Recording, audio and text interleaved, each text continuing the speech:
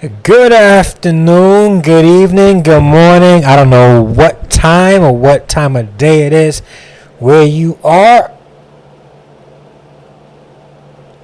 but whatever it is, I pray that it's good. How's everybody doing today? My fan is on. I'm going to shut this off because every time the fan is on, I hear a hum, and you know my audio got to be on point somewhat because I'm still getting a hiss. 1 second.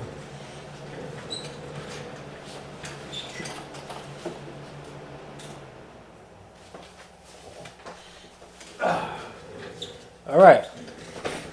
We's back. Molly December's in the building. What's up? How's it going? How's it going?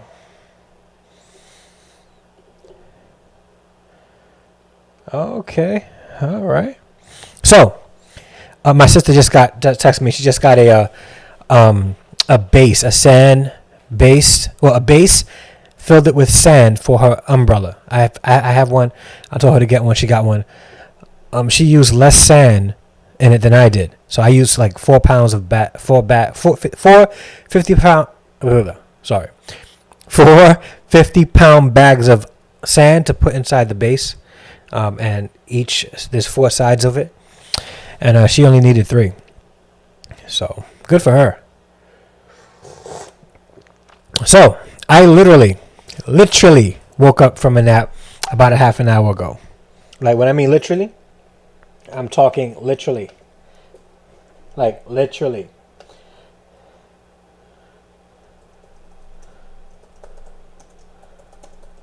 And, yeah. I had to take a nap. I was extremely exhausted. And I took a nap. And I literally, like, when I mean I just woke up. And I'm hoping that I'm not like streaming with coal in my eye, because then that would be tacky.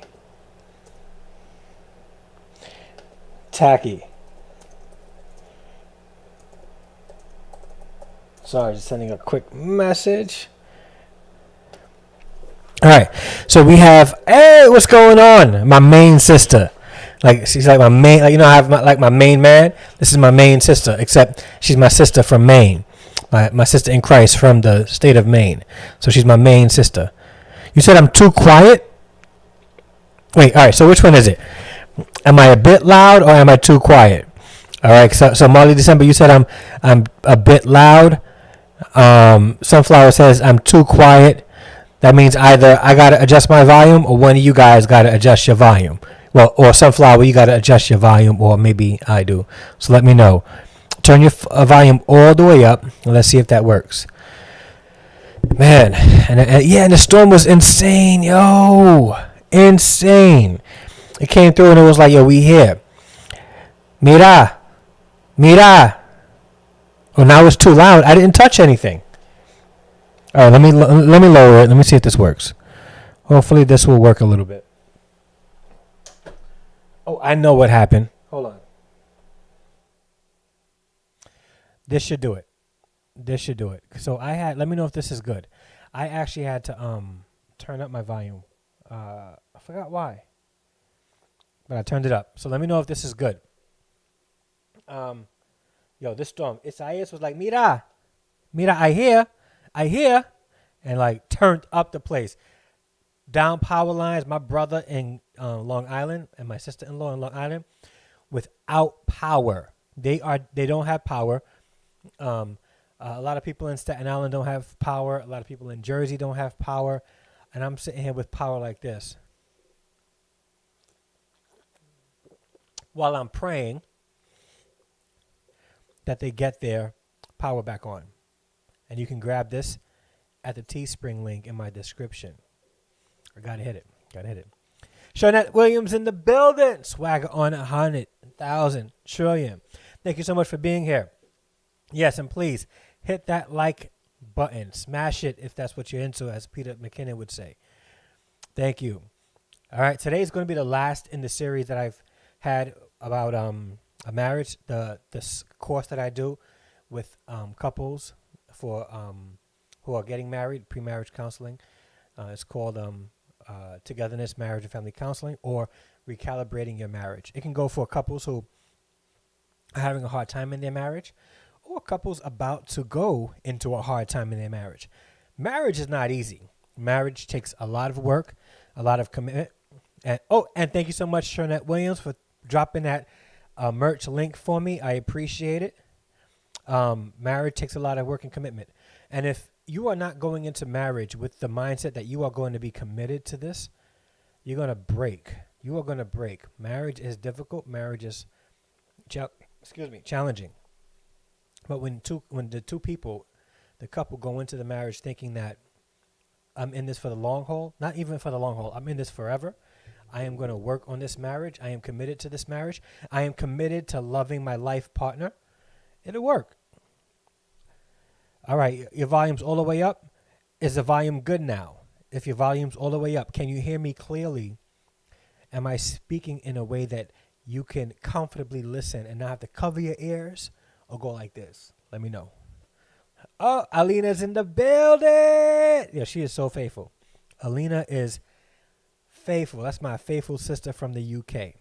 I'm glad that you're here. Thank you so much for being here. So, I'm taking bets. I'm taking bets to see if at any time during this live stream, I am going to lag. Okay? Who's willing to take that bet? All right, thank you. You can hear me perfectly? Good, good. All right. Who's willing to take that bet? And it'll be a friendly bet because I don't gamble my own money. I gamble somebody else's money, but I'll never gamble my own money. For instance, in 2013, took a family cruise to St. John's, Canada, not St. John's, the Virgin Islands, St. John's, Canada. I know. Who goes on a cruise to St. John's, Canada? Well, we did. Family cruise. It was in August. And when I got on the cruise, it was Carnival Cruise. They gave me a card. On that card was $25. And they said, this $25 can only be used at the casino. And I was like, well, what's the sense of giving me $25 and tell me how to use it? Like, I want to use my $25 and buy me some soda or some drinks. Why do I have to use it at the casino? So I'm like, I'm not about to waste this money. Let me see what I can do. So I go to the casino and go with a couple of the people that was part of the family trip. And I go to the poker table and I'm like, well, I know how to play poker. Trust me, I know how to play poker. I never gamble money, but I like the game of poker. It's interesting to me. So I know how to play poker. And I said, $25 not enough to buy into this table. So let me go somewhere else. And I'm walking around and I'm like, what can I do, man? Well, how can I just get rid of this money? And I went to a roulette table. And I said, hey, here's $25. I go get the chips. I put all the chips on there because I didn't want to stay. I just wanted to go. So I put all the chips on it. And I doubled up. I won. And you know what I did? I took the chips. I cashed it out. Had $50. And I was gone. Gave me my money. And I was done. Done. I doubled up. I was ahead. And I was gone. Gone. I don't have that rush to have to gamble. I was good and I was gone. So that's my gambling experience. I would go to Atlantic City or to Las Vegas and not step foot into one casino because I'm not a gambling guy. I would rather invest my money in something that is sure to get me money back. I'm not about to, and this is just me. I'm not putting $100 on something that's by chance. I just won't do it. Nope, won't do it. So, how's everybody doing today? I have 5 amazing people in the chat. Hit that like button if you don't mind. I really would appreciate it. Actually, it's telling me I have 6. Now it's 5. 5. I got 5. So if you could just smash that like button for me, and I would greatly appreciate it. And maybe we can get started on this discussion, this topic of marriage. Now, I am all for togetherness in marriage. A huge proponent for togetherness in marriage. Let me turn this down. Echo. Turn volume to 0. Echo. Turn the volume to 0. Okay. Hopefully it'll stop. Yet my godfather always told me to never spend my own money gambling. Never. Never. I will not. All right. And you probably do better that way. Like a gambling somebody, I just can't gamble my own money. I won 300 in Vegas playing the penny slots with $1. What? Now that's a turnaround. That's a turnaround. That's big. That's big. That's a good dinner in Vegas. You just paid for dinner. All right. So I'm a big proponent for togetherness in marriage, right? But you know where a lot of marriages start to struggle in the very beginning? It's the formation of the togetherness in the relationship. People go into marriage still thinking like an individual. Like people go into marriage still thinking like a boyfriend or girlfriend. If I want to, I can just leave, or it's about me. What do I want right now?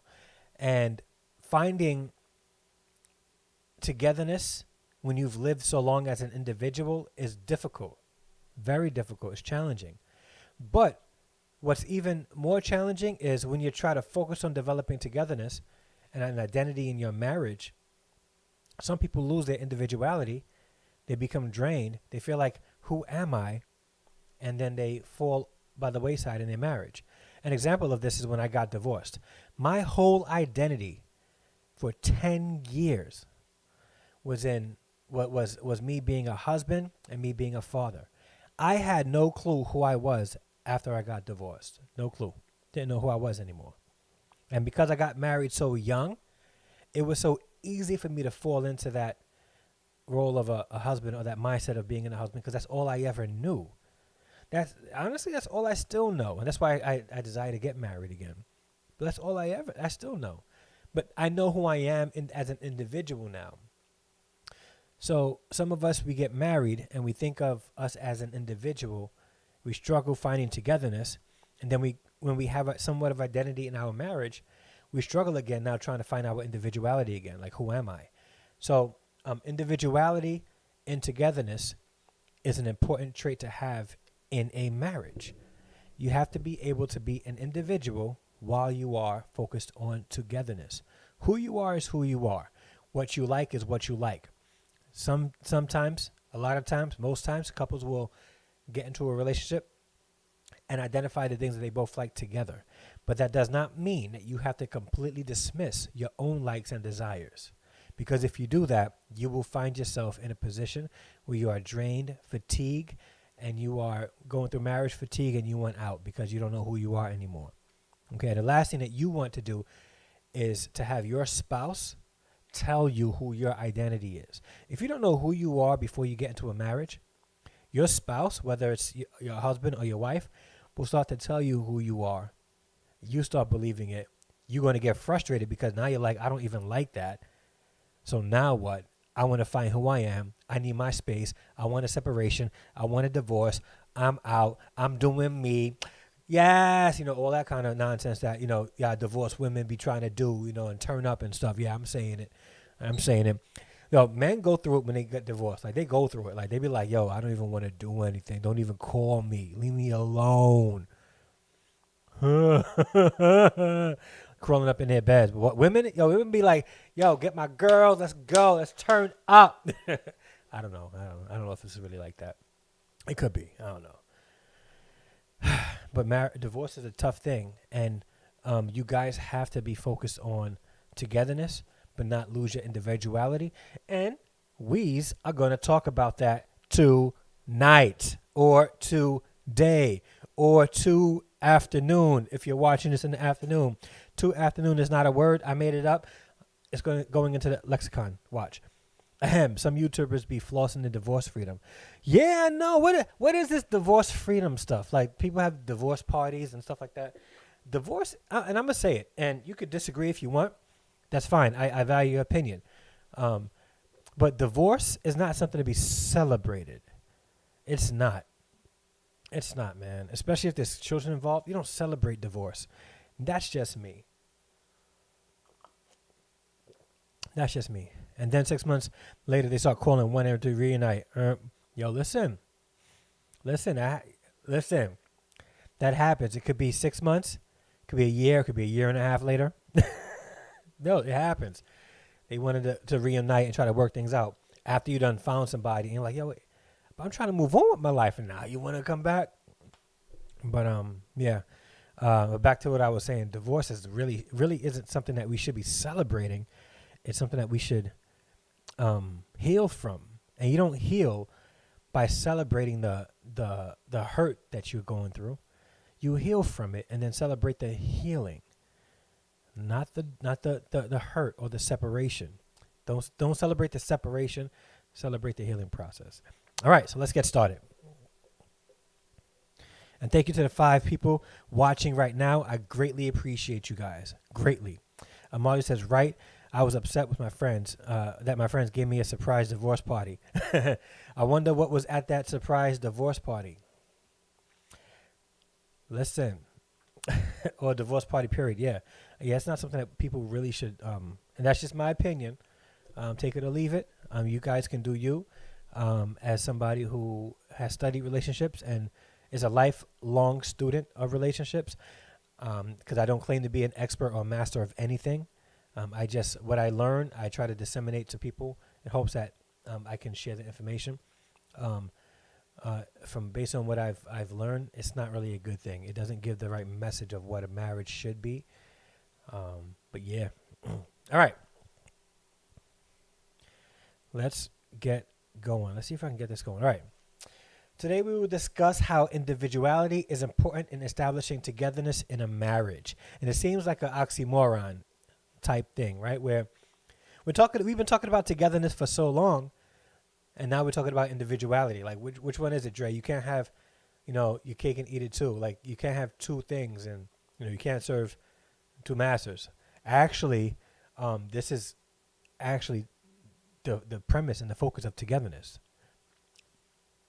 Individuality is important in establishing togetherness in a marriage.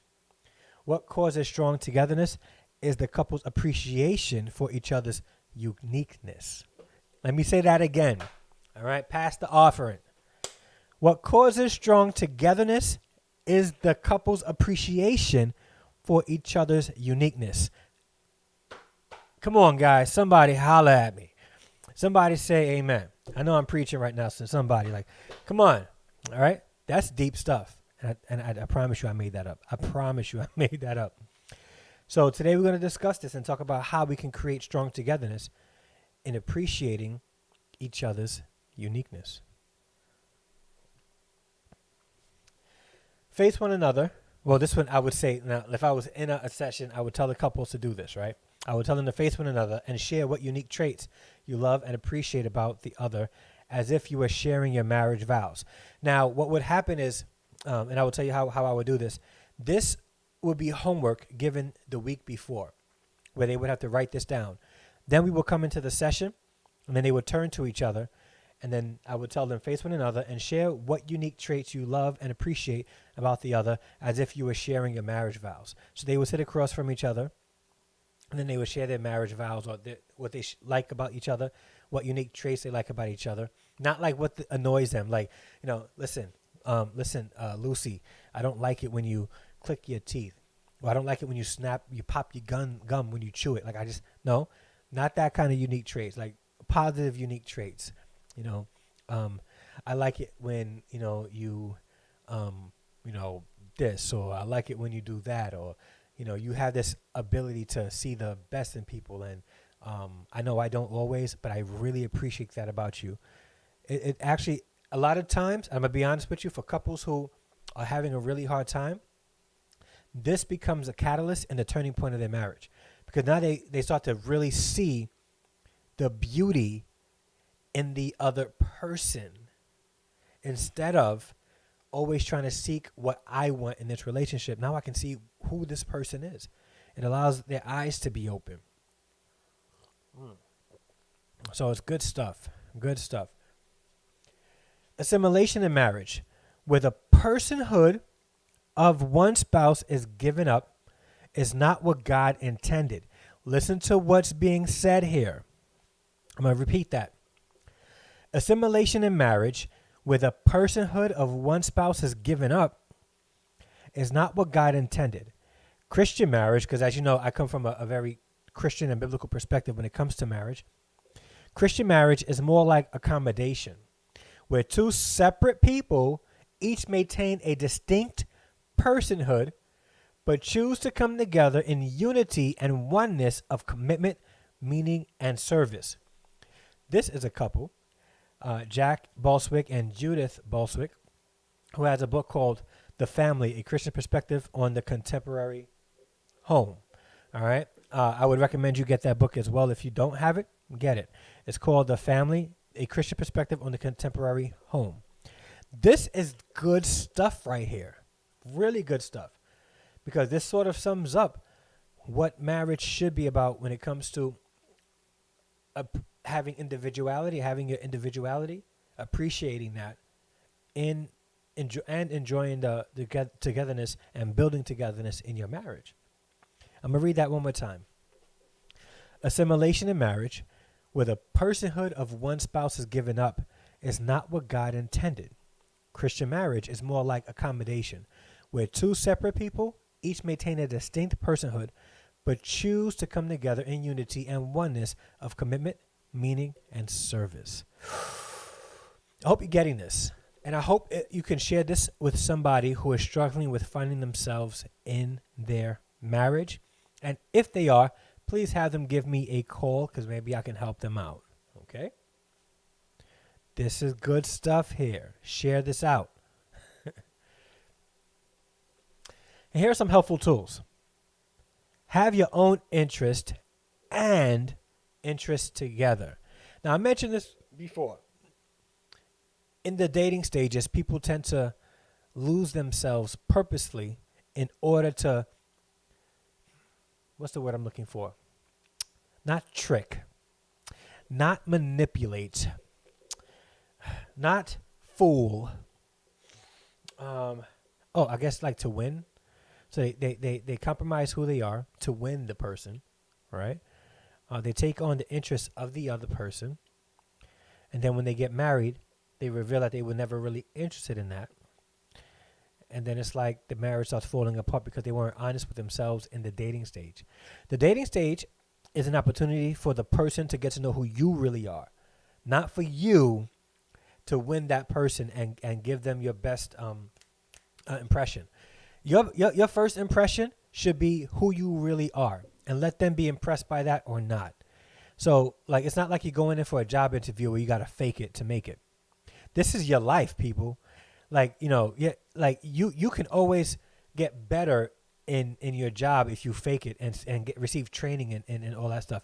And you can do that in a marriage too. But the problem is this: if you get into a marriage and not present who you are in the first place and try to become somebody else to win somebody, when you become married, you get comfortable and then you get upset that you're not who you are anymore. You don't even know who you are anymore. And then the marriage starts to fail. Be who you are in the dating phase. Don't worry about first impressions and trying to impress the person that you're dating.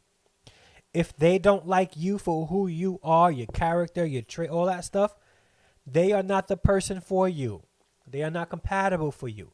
So if you're dating 3-4 months and you realize that this person doesn't really like who you are, it's okay if you guys break up because that's a win for both of you.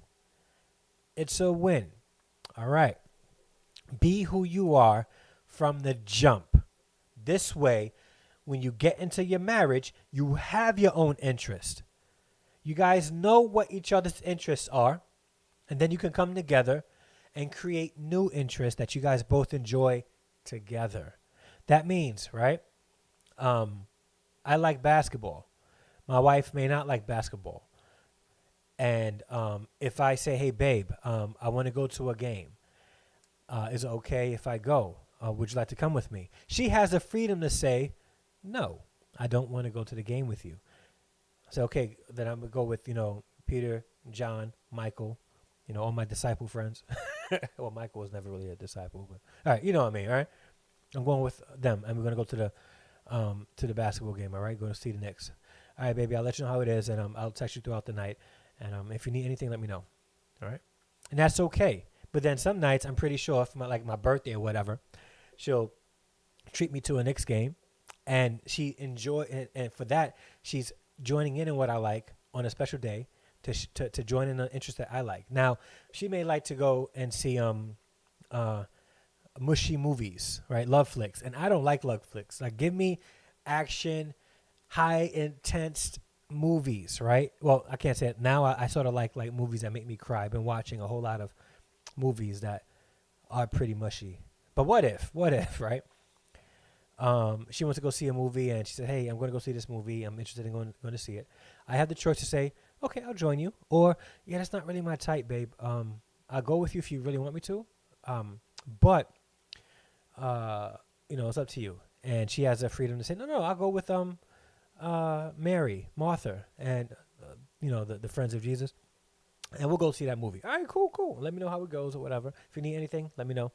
So you guys have your own interests, but then you come together and find new interests, right? And that could be traveling. That could be vacationing. You've gone horseback riding once, and now you love it. You've gone hiking. Now you love it.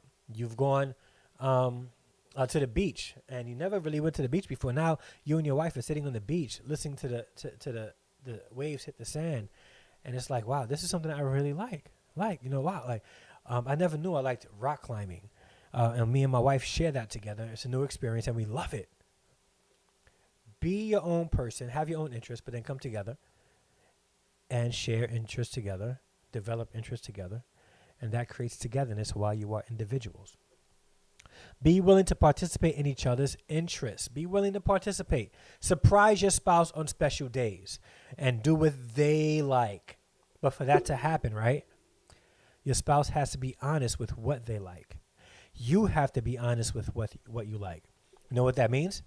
That means that you have to know who you are as an individual for things like this to be successful in your marriage. If you don't know or not willing to reveal what you actually like, then how is your spouse ever going to share in your interest?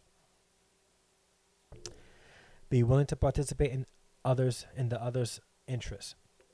Be able to enjoy activities with and faithfully without your spouse. And I'm going to say that, right? Be able to enjoy activities with your spouse and faithfully without your spouse. That means that even if your spouse is not there and you're going out with your boys, you are not cutting up. You're not turning up. You're not doing anything crazy. You're not entertaining other men or other women. You ain't doing none of that stuff. You're wearing your ring proudly. And if anybody wants to come up in your face and be like, hey, I noticed you from across the room, but did you notice this? All right, got to do it. You got to faithfully be able to enjoy your interests without your spouse in a way that's not drawing negative type of attention to you. I'm not saying go out, not to go out and look your best. I'm not saying not to do your hair and your makeup or the dudes, not to wear their fresh white tees and put on their brand new J's. And no, I'm not saying that. What I'm saying is understand that you can go out and have a good time and still be 100% faithful to your spouse when you're doing your own interests. So you got to be able to enjoy activities together and be faithful while enjoying activities as an individual. And I stress that because that's where mistrust comes in, right? And I'm going to say we live in the 21st century where everybody has a cell phone. Keep your cell phone on ring. Do not put it on mute. Do not put it on. Keep it on ring so that if your spouse needs to reach you, even if it's just to say I love you, but she really wants to check on you to see if you're around any girls, be ready to answer it. No, you know what? Even deeper. If she goes on and FaceTimes you, make sure you answer that. Okay, husband? Wives, if he FaceTimes you, okay, wife? All right, let me take a sip of this. And please, go in my Teespring link and buy your mug. There's other mugs there too. It's not just, but did you pray about it? I got a few other mugs on there that you can get and enjoy while you're watching my live streams. That's one of the best ways to watch my live stream. Trust me. Order yourself a mug, put some coffee in it, and when you watch my live stream, I promise you your live stream experience watching me will be enhanced onefold. At least. Taking notes? Yes, take those notes. Marley December says, men would approach me saying, hi, beautiful, what's your name? I always responded, Thank you for the compliment. And my name is married to my husband. That's right. Mona Cole is in the building. I've been in the background. This has been a good convo. Thank you so much. I appreciate that, Mona Cole. And that means a lot coming from you because I know that this is a space for you professionally as well. So I appreciate your input as well. Could you counsel your own marriage? No, you cannot counsel your own marriage or relationship. High conflict of interest. That is the epitome of conflict of interest. You cannot counsel your own. And that's tough because like as somebody who is a student of relationships, a lifetime student of relationships, it's hard not to do that because that may frustrate the spouse. That's why you got to be active in trying to turn that off in a marriage because we're not perfect. People who help couples are not perfect. And lastly, allow your spouse to enjoy their interests. Allow them to enjoy their interests. You know what that means, right? That means not bugging them when they go out to do what they are going to do, what they're interested in doing. Stop bugging them. And also, I'm also going to say this. Like, let's say if you're married, if your husband enjoys playing basketball and he goes to play basketball 2 nights a week, and if he comes back, and he's fully engaged in you, that's a plus. Allow your spouse, allow your husband, if he plays basketball, hockey, baseball, whatever, to go and play. Sometimes you'll be able to join him and be on the sideline and be his greatest cheerleader. But sometimes he'll go alone. Allow that space to happen. Gentlemen, your ladies may like to go out with their girls and have a drink, a cocktail at Jose Tejas or whatever. And let them do it. Let them do it and let them enjoy it. Whatever it is, let them, without bugging them. Let them do it. Sticks girls in the building. Allow your spouse to enjoy their interests. Yes, allow it. And I'm going to tell you now, if you allow your spouse to enjoy their interests, they will appreciate you all the more. They would feel like you love them and you are actually invested in their happiness. Listen. All right. Next, this is when I will tell the couple to turn to each other. And you know what we'll do? I think we'll read this together if you guys don't mind. You guys mind? You guys mind if we open up the scripture and read the scripture together? So I would tell them, while holding one hand and the other hand holding the Bible, the same Bible, I will tell them to read this together. So let's read this together. Let me open up the scripture for us. And then we'll read this together. The Bible got some good nuggets when it comes to marriage. All right? And some people think like the Bible is dated and stuff like that. Nah. Like there's certain things in the Bible that would enhance your marriage like 100-fold. Not like this, which will enhance your experience with me 1-fold, 100-fold. I'm telling you. Okay, so we're gonna read the scripture. Let me see if I can get it to share. Let's see. And we're gonna start from let's say.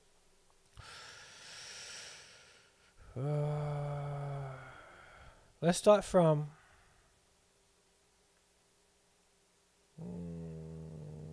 verse 18. Let's start with verse 18. Okay? And hopefully everybody can see this clearly. It reads, and actually let me just put this back here before I forget. It reads, and do not get drunk with wine, for that is debauchery, but be filled with the Spirit. It's not saying not to drink. It's just saying don't be drunk with wine. For that is debauchery, but be filled with the Spirit. Addressing one another in psalms and hymns and spiritual songs, singing and making melody to the Lord with your heart. Giving thanks always and for everything to God the Father in the name of the Lord Jesus Christ. Submitting to one another without reverence for Christ. And verse 22. Wives, submit to your own husband. Maybe I'll give commentary on this too, if you guys don't mind. Wives, submit to your own husbands as to the Lord. For the husband is the head of the wife, even as Christ is the head of the church, his body, and is himself its Savior. Now let me explain that real quick to you. The power of submission. When it says husbands submit to your own, wives submit to your own husbands, it's not saying wives you need to be subordinate to your husband. Remember, it compares the relationship with Jesus Christ to the church, right? And the church willingly submits to Christ because Christ already did the work. Christ already proved that he is the Lord. He's king. And we submit because we understand that submission is trustworthy. I can submit to Christ because he is a trusted source. So I give that submission to him, right? Wives, submission is a gift, and it can only be truly given if that man, the man you are about to marry or marrying, has developed that trust, enough trust that you can submit to him. Don't just submit to everybody. Submission is not, being subordinate. Submission's not, he's over me so he can trample over me all he wants. That's not what submission is. And any man that would treat you like that is not worthy of submission. I'm saying that, and you can quote me on that. Quote me on that. Any man that wants to make you feel subordinate is not worthy of your submission. Take that submission back. Unless you're married, and come see me for marriage counseling and coaching, and we'll work that out together. I promise. All right? So when you submit to your husband, you're offering that gift of submission after they have proven that gift of submission will be trusted and they will protect you in it. All right. Let's go on to 24. Not that I said that. Now, as the church submits to Christ, so also wives submit everything to their husband. 25. Now, watch this. I'm going to show you guys something. There's a little section that talks about wives, right? That's a small section. Compared to the section that talks about the husband, it's really saying that the husband has a bigger responsibility than wife when it comes to a marriage, okay? Husbands, love your wives as Christ loved the church and gave himself up for her, that he might sanctify her, having cleansed her by the washing of water with the word, so that he might present the church to himself in splendor, without spot or wrinkle or any such thing, that she might be holy and without blemish. Husbands are charged with the responsibility to be able to give up his life for his wife. Give up his life for his wife. That means physically, like literally give up your life. All right? Figuratively, that means who you were, right? You give that up for your wife. Submit, humble yourself. Take that pride. Kill that pride for your wife. For your wife. Be willing to get rid of all of it. Lay yourself, your whole self down for your wife. If a man can actually do that, submission wouldn't be a problem. Submission would not be a problem. Okay? Let's state that, all right? In the same way, husbands should love their wives as their own bodies. He who loves his wife loves himself. That's talking about togetherness. For no one ever hated his own flesh, but nourishes it and cherishes it, just as Christ does the church, because we are members of his body. Therefore, a man shall leave his father and mother and hold fast to his wife, and the two shall become one flesh.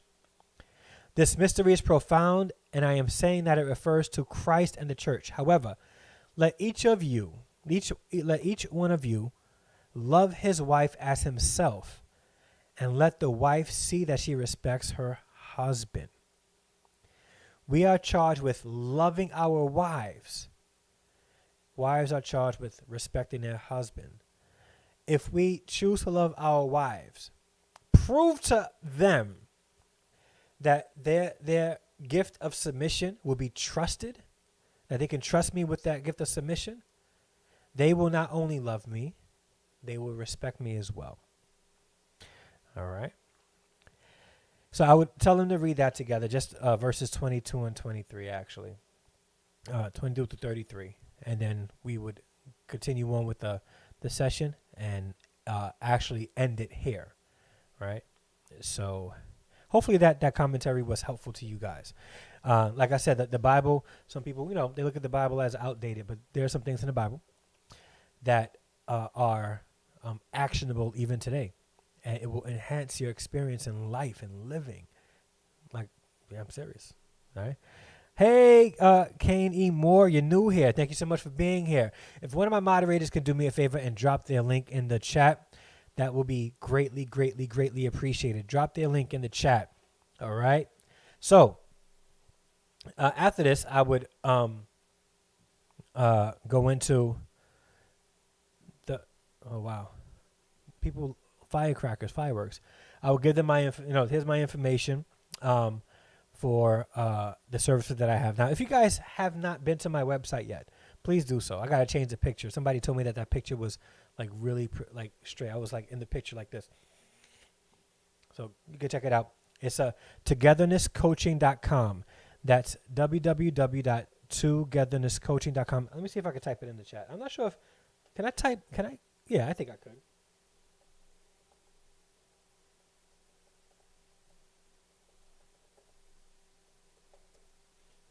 Hopefully that works. I'm not sure if it's going to work because YouTube be funny sometime. Let's see. Go to togethernesscoaching.com. You can get see what I offer, the services that I give. After this, I would encourage the couple to pray together. Okay, pray for one another, and then we close it. Now, I'm going to leave this up for a little bit so you guys can see the references that I've used during this. So when I developed this course, I used these references. If you guys want to take a screenshot and then look for it later, or I can, you know what I'm going to do? After this is done, I'm going to copy and paste it and put it in the description so that if you guys want to get these books, you're more than welcome to. They are books that were used in my professional courses. But I say, hey, read it anyway. If you can, read it anyway. Some good stuff here. Is it Machi or Maki? Thank you so much for being here. I appreciate you being here. Thank you so much. They are new in the chat. If somebody can do me a favor and drop their link. Thank you. And thank you for being a part of, joining the family. Hopefully you like the content and maybe you'll join the Harrison Extended family by clicking that subscribe button and the bell notification. That would be greatly appreciated. So I'll give you Machi and Kane a little time to do that. You can do that right now if you guys want. I would appreciate it. All right. So next, I'm going to give you guys the next page. All right. There you go. You can screenshot that as well. I will have this in the description so that you guys can look up the books as well. Hopefully it'll help you out. A lot of it is focused on counseling. And it's also a good reference to have. Let you in on some of the trade secrets.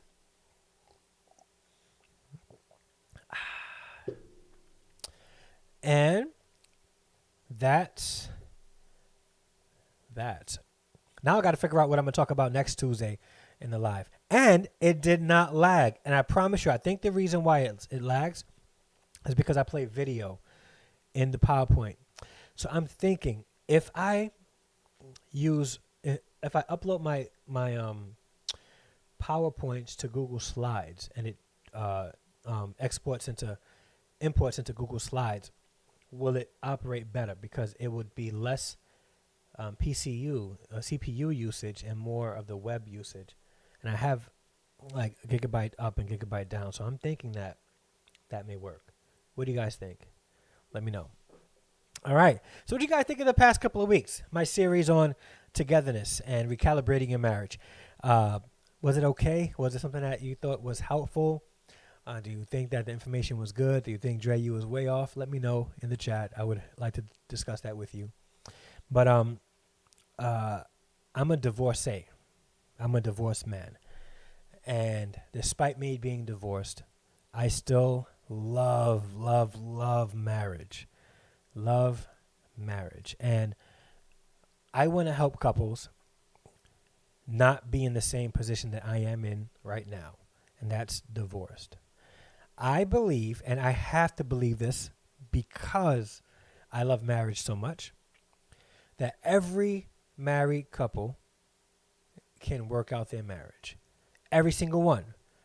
But it takes selflessness, and it takes forgiveness, it takes work, it takes hope, it takes prayer, it takes focus, it takes commitment. Every marriage can work. Every marriage can bounce back. You can fall in love with your spouse all over again. but you got to be willing to put yourself aside for a little bit to allow that to happen. And a lot of times we can't do that.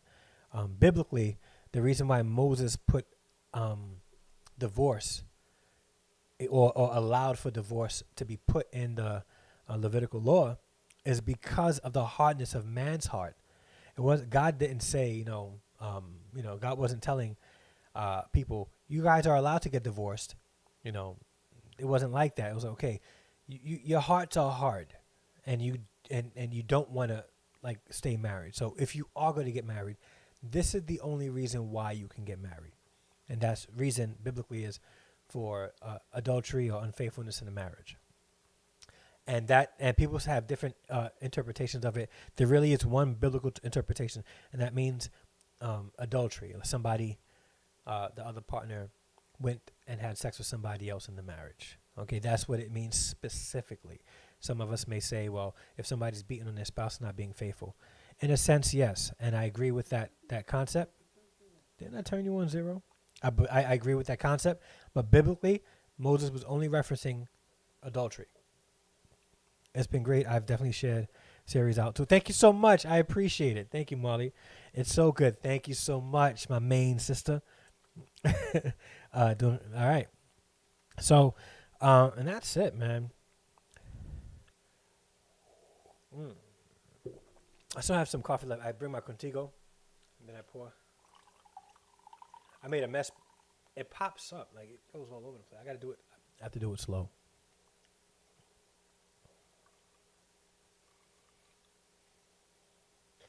Now, I hope I can go to sleep tonight because I literally woke up from a nap a half an hour before I went live.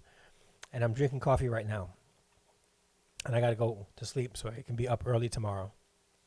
I'm thinking I'm going to have a problem going to sleep tonight. Non-sponsored. If you don't have a Contigo and you're a coffee drinker, are you even a coffee drinker? Really? This thing will keep your hot drink hot all day long. All day long. Thank you. Thank you. I love coffee is good. Good. Exactly, ASMR. Yo. So, I have to kill 13 minutes. So let's talk. Let's chat. Let's vibe. Let's just chat, man, because I can't. I have to stay at an hour. I don't have to, but I have to because I want my watch time. So, in the Northeast today, we had a very, very bad storm. Do I have an Amazon store? I used to have Amazon affiliate links, but I don't have an actual Amazon store. But I do have a Teespring store. Yes, let's chat. So if you go into my description in this video, and scroll down a little bit, you'll see Teespring. If you click on that Teespring link, it'll take you to my merch store where you can look up some of the merchandise that I have on there. I also have a link to purchase my book. It's on Amazon. And I also have, I'm going to say it, I have donation links there too. People say, you shouldn't really do that. I'm going to do it. I have donation links there too. I'm not monetized yet, so I can't really get super chats, but Streamlabs allows for there to be an avenue to receive kind of donations. And the Miss Yo-Yo show hit me up with a donation the other day. So I'm not sure if she's here, but the Miss Yo-Yo show is the bomb. So far I've had 2 donations on Streamlabs, one from Logic, YouTube Court TV, and the Miss Yo-Yo show. So yes. I wrote a book. Yes, I wrote a book. It's called From a Fatherless Father to His Sons. I promise you, I usually have copies in front of me here, but I don't have any here right now. It's actually upstairs, and I don't want to go upstairs and get it because when I get back, I'm going to get all hot and sweaty and greasy like I am right now. And I'm greasy, and no one's telling me that I'm greasy. So my moderators, what's up? You're going to let me be on camera and I'll be great with my greasy face? And I have to use paper towel. I have to get a cloth to keep down here because this is so when I do my tutoring, I can blow my nose because it's yeah. I'm trying to be gentle, you know. You're in Midtown Manhattan? Oh, word? Yeah, I'm in the New York City area too. Is that wait? Is Kamea in my live stream? What?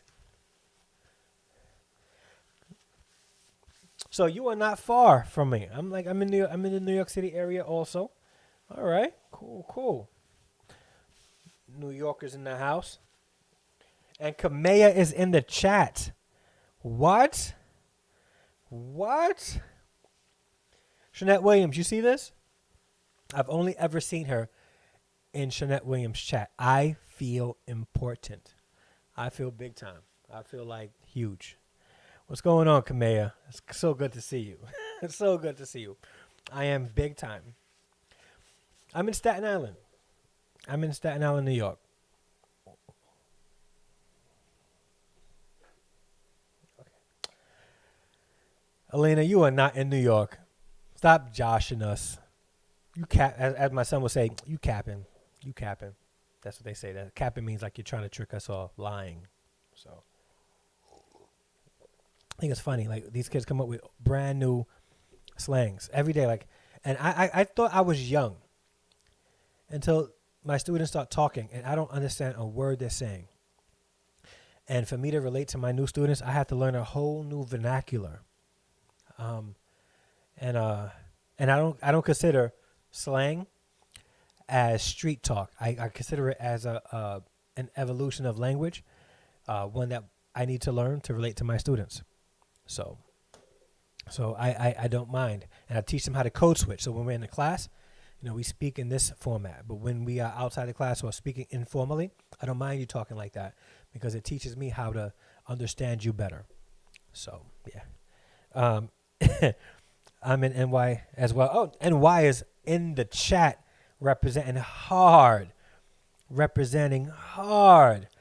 None in my car. I don't have power. Oh, who's without power? Because that storm really did tear up the Northeast. Well, the tri-state area. I got people in Jersey without power. People in New York without power. My brother and his wife in Long Island, without power. So, you're further upstate, Kamea, I think. So you're without power too. Sheesh. Yeah, man, that was my fear. And my son is still in New Hampshire. They were supposed to drive back today, but because of the storm, they're gonna leave tomorrow morning. And I was thinking, what if I'm in this house all by myself, and then the power goes off? I'm a man though. I do this. Like, ain't nobody trying to scare me out of my house. I'll tell you that much. Yeah. Yeah, but yeah, it's kind of weird because since I moved, I haven't been home without my sons by myself in a very long time. So it's been crazy. Hold on, let me send this chat real quick.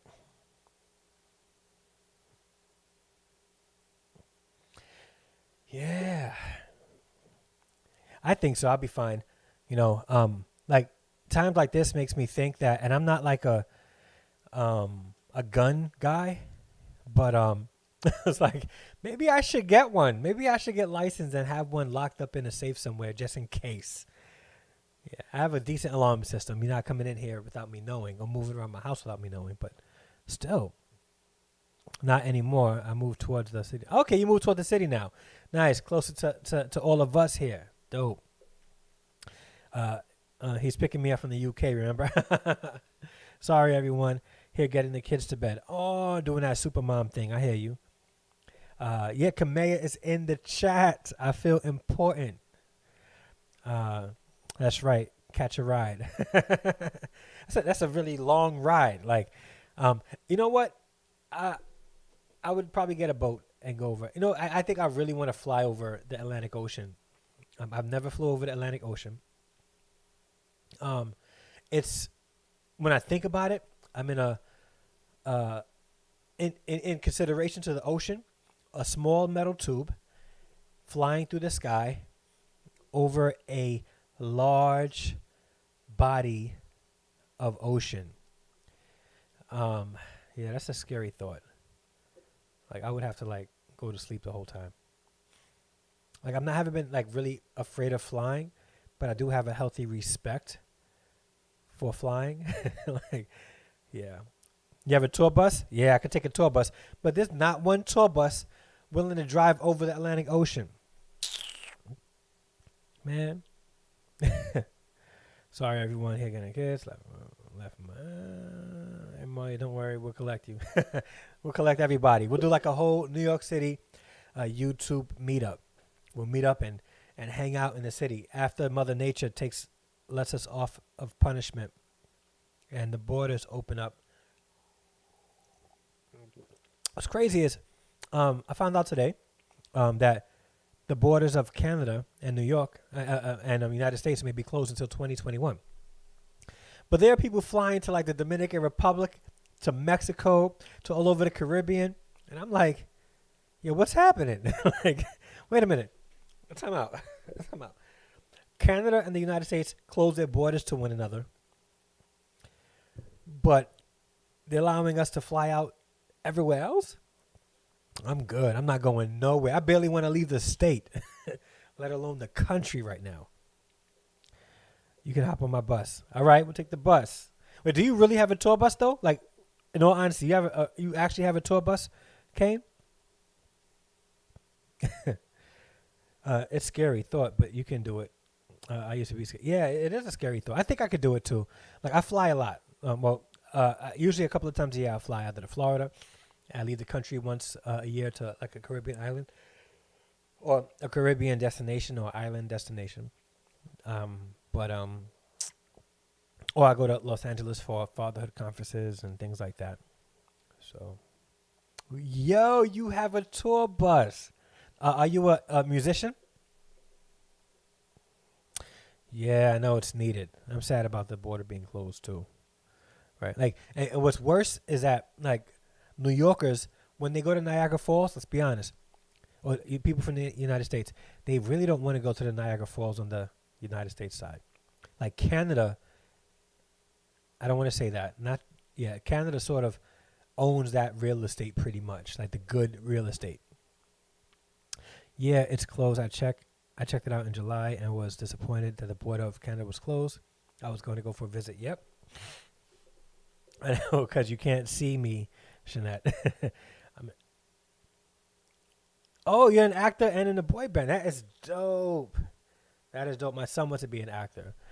He wants to get into acting. So, yeah, he's been in school. Like, he was in an off-Broadway production of Rent that was casted for students in high school. And it was actually pretty, like, he's actually pretty good. He has, like, he's still young, a lot of growing to do acting, but he has a natural gift for acting. He's, every year, he's the lead in his high school spring musical and the sing performance, the grade sing performance. He's always the lead, but my sons are dope.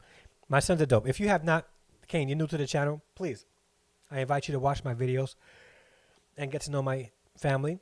And be a part of my Harrison extended family. I welcome you, please. So, welcome to the family. I appreciate you being here.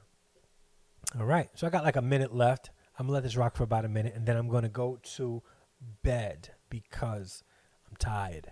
I'm not like tired, like T-I-R-E-D. I'm tired. T-I-D.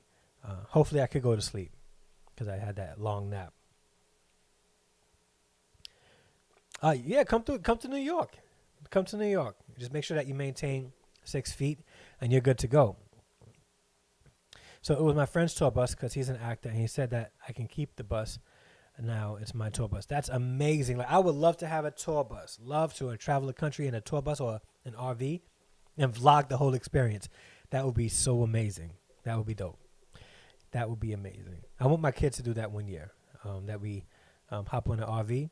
And then go or a tour bus and travel across the country, hitting up Tennessee, Atlanta, then Tennessee, then which one's Dallas? Because Dallas, I think, is further north. I don't want to go to Houston. I want to go to Dallas.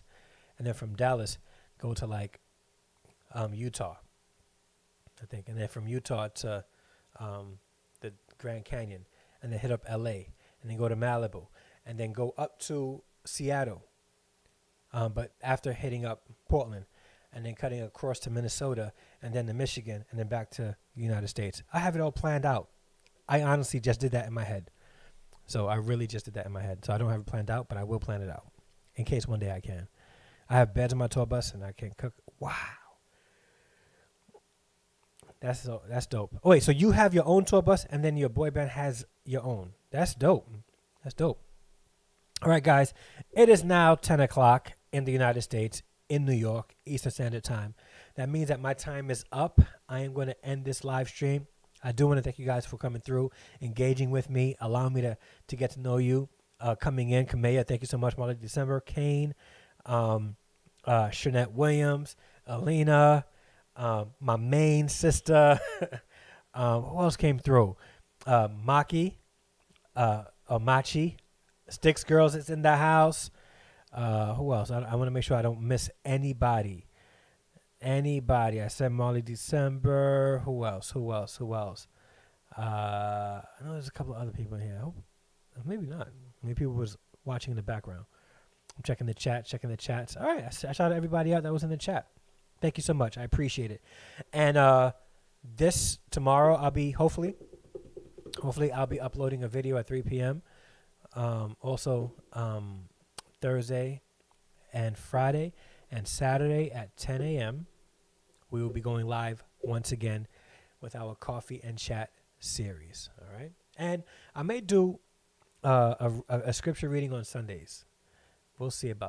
I may do a scripture reading on Sundays. All right, guys. Love you all. Thank you so much for being a part of my Harrison extended family. You guys rock. I really do appreciate you guys. Oh, and thank you. And Mo Nicole, thank you so much for being in the chat and watching me in the background. I appreciate it. You rock, sister. You rock. All right, guys. Have a good night. God bless. I have to let this play for like 20 seconds because there's a 20-second delay. So I'm going to say good night. I'm going to say peace, and then I'm going to end the live stream. Peace.